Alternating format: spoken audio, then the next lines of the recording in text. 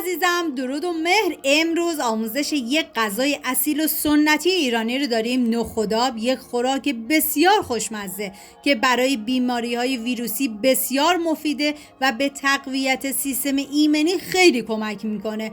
بریم که با هم دیگه این غذای خوشمزه رو درست کنیم.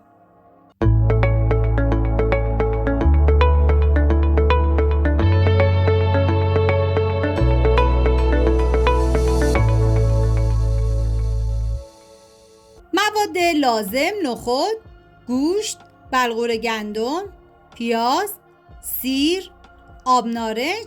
ادویه هم شامل زردچوبه، پودر گشنیز، فلفل قرمز و نمک هستش. من اندازه‌های دقیقم داخل دیسکریپشن براتون نوشتم. داخل قابلمه ما اول کره حیوانی رو بهش اضافه میکنیم و بعد من پیاز رو رنده کردم و به کره اضافه میکنم. هم میزنم تا پیاز کاملا تفت بخوره. ببینید برای نخودآب سعی کنید که پیازتون رو حتما رندش کنید. و حالا من سیرم رنده کردم و به پیاز اضافه میکنم. هم میزنم و میذارم تا سیرم یه تفت خیلی مختصر بخوره.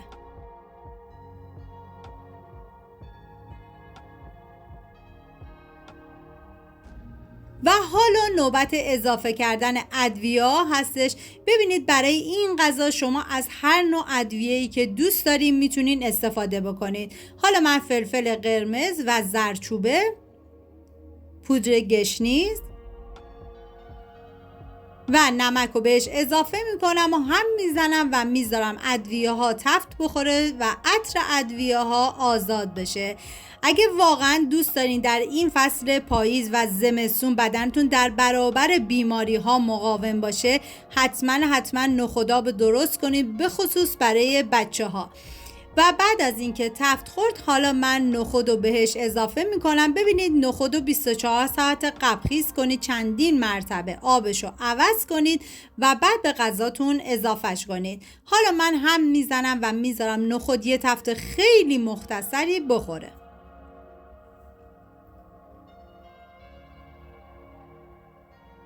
و حالا بلغور گندمم که من چند ساعت خیس کرده بودم و بعد از اون به نخود اضافه میکنم. هم میزنم و میذارم یه تفتم بلغور با نخود و بقیه مواد بخوره. ببینید نخود و گوشت اصفهانم تقریبا به همین مدل هستش، فقط اونا از گوشت آبگوشتی استفاده میکنن و گوشت رو ریش ریش نمیکنن و بعد مثل آبگوشت آب رو جدا میکنن و بقیه مواد رو کاملا میکوبن. حالا من گوشتی که گذاشتم پخت و بعد از اون ریش کردم و به موادم اضافه میکنم. هم میزنم تا همه مواد با هم دیگه ترکیب بشن. یعنی واقعا این نخودآب یک غذای مقوی و پر از خاصیته و بهتون توصیه میکنم که حتما درست کنید و از خوردنش لذت ببرید.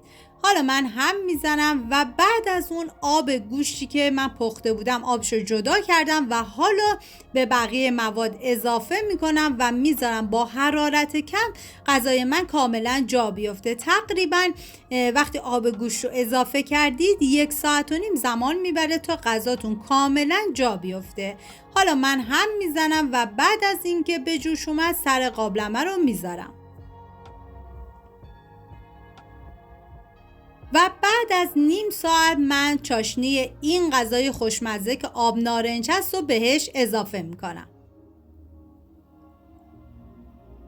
و هم میزنم تا کاملا با هم دیگه ترکیب بشن.